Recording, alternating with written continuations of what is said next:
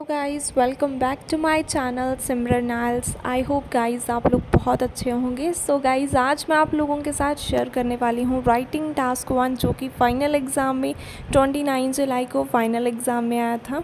So guys channel को subscribe कर लेना। इसके बाद राइटिंग टास्क 2 एकेडमिक और जीटी दोनों की अपलोड करूँगी। सो अगर आपको वीडियो अच्छी लगे तो चैनल को सब्सक्राइब एंड वीडियो को लाइक ज़रूर करना। ऑनलाइन क्लासेस के लिए गिवन नंबर के ऊपर टेक्स्ट कर सकते हो, सिंगल मॉड्यूल को भी ज्वाइन कर सकते हो।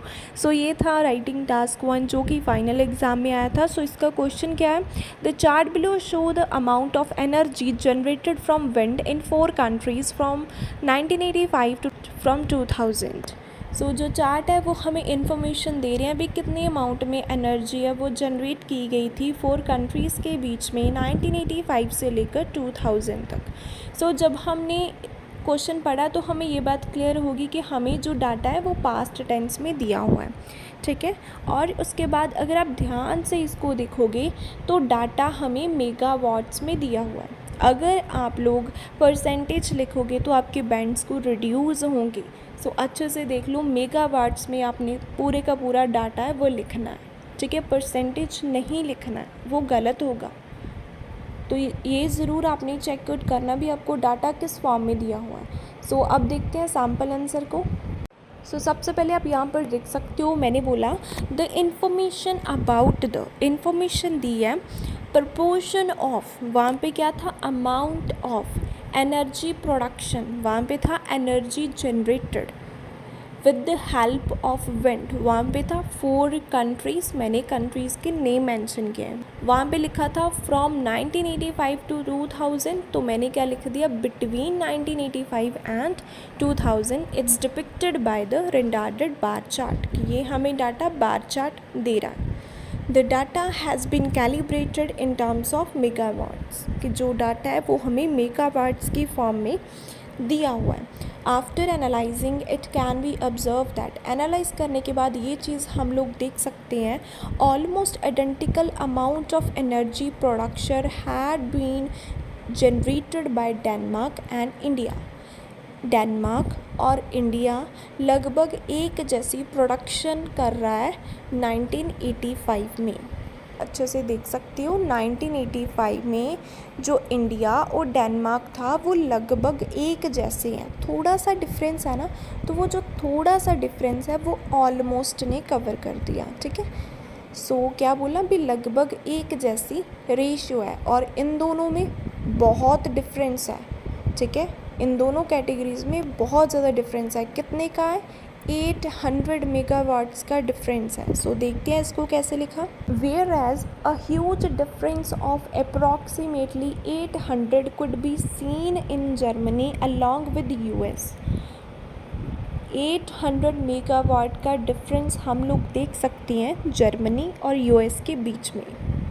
Moreover, ratio of energy production was ranging between 400 to 600 in India, Denmark and Germany in 1990.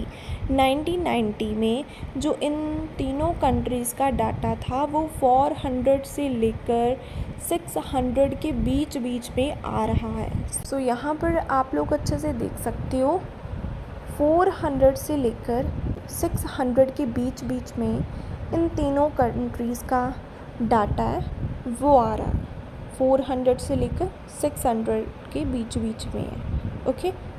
In contrast stability was witnessed in the production of energy till the time of 1985 in US.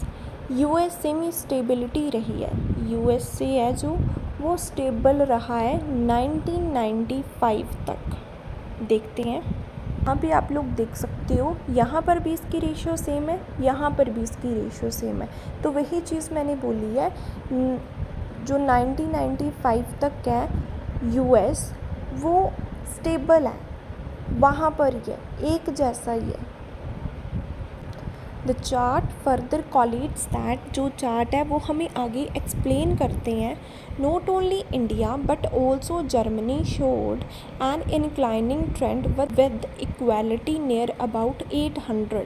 India और Germany increase हुए हैं लेकिन equality से, एक जैसे increase हुए हैं और कहाँ पर पहुँचे हैं, 800 मेगावाट तक पहुँच चुके हैं। ये आप लोग देख सकते हो 1995 में इंडिया एंड जो जर्मनी है वो इंक्रीज़ हुए हैं। इनके कंपैरिजन क्या है, ये दोनों इंक्रीज़ हुए हैं और कहाँ पे पहुँच गए हैं, 800 तक पहुँच चुके हैं। ठीक है।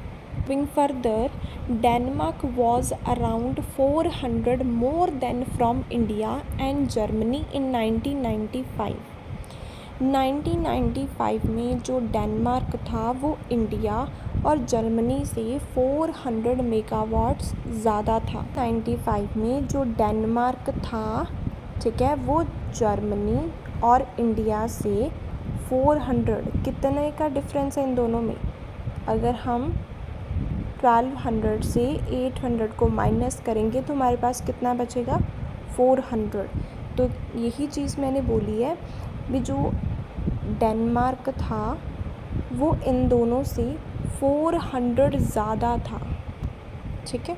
आगे 2000 the portion of energy generation was nearly 1200 and 800 in India and Germany respectively, कि 2000 में जो एनर्जी जनरेशन थी वो 1200, 800 इंडिया और जर्मनी में थी। सो ये आप देख सकते हो 1200 एंड 800। ठीक है। अगर मैंने 1200 को पहले लिखा है ना तो मैंने इंडिया भी पहले लिखा है, क्योंकि जो 1200 है वो इंडिया में है।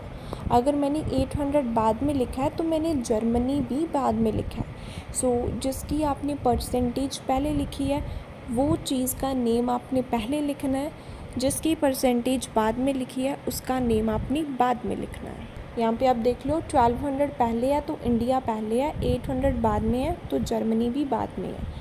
Nonetheless, US ratio was plunged by roughly 150 megawatts। जो US की रेशियो है उसमें डिक्रीज़ आया है लगभग 150 के अराउंड। ठीक है। रफली मीन्स लगभग। यहाँ पे आप देख सकते हो भी जो US की रेशियो है उसमें डिक्रीज़ आया। मुझे नहीं पता 100 का है या फिर 140 का है, 130 का है, तो इसकी वजह से मैंने आगे लगा दिया रफली भी लगभग 150 के आसपास तो डिक्रीज़ इसमें आया है। ओके। जब आप श्योर नहीं होते हो तो इन सारी चीज़ों को आगे ज़रूर मेंशन करना है। ऑलमोस्ट, अप्रॉक्सीमेटली, रफली, नियर बाय, नियरली, ऐसे वाले वर्ड्स आपने यूज़ करने हैं। आगे देखो, whilst Denmark capacity escalated to almost 1650। जो डेनमार्क है वो इंक्रीज़ होकर कहाँ पे पहुँच चुका है, 1650 पर पहुँच चुका है, 1650 के आसपास पहुँच चुका है। सो यहाँ पे आप देख सकते हो। ठीक है। ये 1600 से थोड़ा सा ज़्यादा था ना, तो इसकी वजह से मैंने बोल दिया ऑलमोस्ट 1650 से ज़्यादा है। ठीक है। हो सकता है अभी 1640 हो, तो इसकी वजह से मैंने आगे ऑलमोस्ट यूज़ कर दिया, भी इसके आसपास हो सकता है। Overall, it can be consequences from the aforementioned chart which expound that। ये बात क्लियर होती है ऊपर दिए हुए चार्ट से जो हमें एक्सपाउंड करते हैं, एक्सप्लेन करते हैं। USA was the leading country in first 3 year। USA क्या है, वो लीडिंग कंट्री थी फर्स्ट 3 years में, whilst other countries production had experienced fluctuations। सो मैंने क्या बोला, फर्स्ट 3 कंट्रीज़ में सबसे ज़्यादा जो रेशियो है वो USA की रही है, और जो बाकी कंट्रीज़ हैं उनके डाटा फ्लक्चुएट हुए हैं, कभी इंक्रीज़ हुए हैं, कभी डिक्रीज़ हुए हैं। तो देख सकते हो फर्स्ट 3 कंट्रीज़ में सबसे ज़्यादा रेशियो किसकी है, USA की है, और बाकी कंट्रीज़ कभी इंक्रीज़ हो रही हैं, कभी डिक्रीज़ हो रही हैं। तो क्या है, फ्लक्चुएट कर रही है, इंक्रीज़ डिक्रीज़ हो रही हैं। तो वही चीज़ मैंने यहाँ पे बोली है, अभी फर्स्ट 3 years में तो सबसे ज़्यादा USA था, लेकिन जो बाकी कंट्रीज़ हैं वो तो फ्लक्चुएशंस ही हमें शो कर रही हैं। Okay. So guys, I hope आपको अच्छे से समझ में आया होगा। सो अगर अच्छे से समझ में आया है तो चैनल को सब्सक्राइब ज़रूर करना। Thank you for watching and supporting Simran नाल्स।